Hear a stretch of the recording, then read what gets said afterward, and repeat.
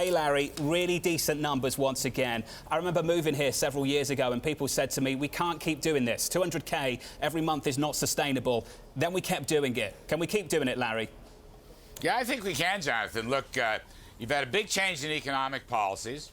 You know, the president has moved to lower tax rate incentives, heavy deregulation, removing these burdens from all the sectors of the economy, opening up energy, trade reform. We're looking at, hopefully, a USMCA deal that will be very pro-growth. That's a very high priority. So the bottom line is you're getting blowout numbers on jobs, like today, 263 plus, upward revisions. You got blowout number on first quarter GDP. You had a blowout number yesterday with year-on-year productivity, 2.4%. You know how important that is for the health of the economy, for wages, and for an absence of inflation. And let me just reiterate that point. What we're seeing is low unemployment, 3.6.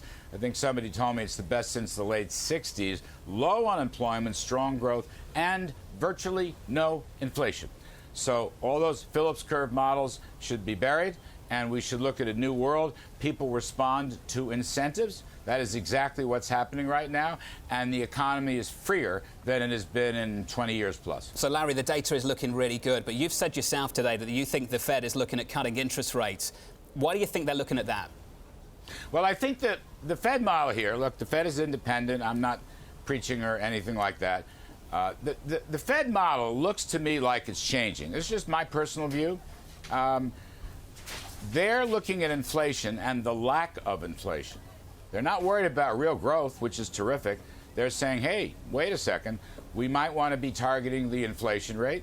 And if inflation continues to moderate or to remain low, I think they should look at reducing their Fed funds target rate. And I think they will over time on their own time schedule, on their own actions. The independent Fed will eventually lower their target rate because we don't have any inflation to speak of. So not only is this a new model of the economy, replacing the old Phillips curve with supply-side incentives, I think it's a new approach by the Fed. I think Chairman Jay Powell is moving in that direction. I think Vice Chair Rich Clarey is moving in that direction. So that's a good thing. That's not the sense that a lot of people got this week. Chairman Powell used the word transitory, that this soft patch would fade as the year grows older. Larry, is that a mistake? Well, we will see. I'm not going to guess, Chairman. We will see. Again, our point of view is low unemployment can coexist with virtually price stability, virtually no inflation. And, you know, what you got here is a supply curve pushing out, Jonathan, right? You got GDP, jobs, real wages, productivity. You have business investment, which I think is about to pick up again. Core CapEx, durable orders up 10% at an annual rate in the first quarter. That's a big number.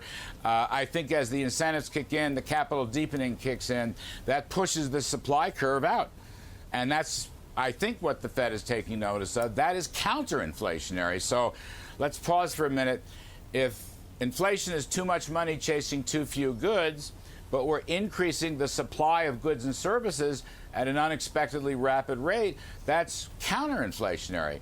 And so my hope is the Fed will take notice of that. I think markets have already taken notice of that. Well, I think